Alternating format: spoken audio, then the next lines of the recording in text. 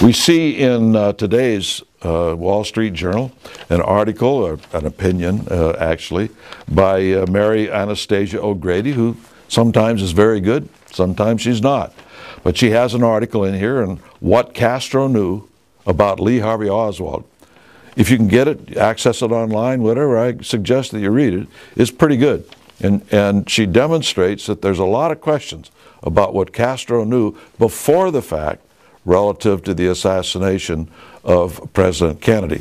You know what they're trying to do now is to shift the blame on the John Birch Society. You know, the John Birch Society, was to blame for the atmosphere of hate in Dallas. And somehow this atmosphere of hate led to a communist Marxist to shoot the president.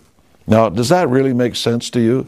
They're trying to change the whole picture of what happened with Kennedy, including the next article underneath that is exposing the myth of JFK's politics. And basically what it is they're trying to make Kennedy now into some sort of conservative. Now listen, I lived through those years. I was scared to death when J.F. Kennedy was killed, that some deranged individual that they could somehow tie to the anti-communist movement killed Kennedy.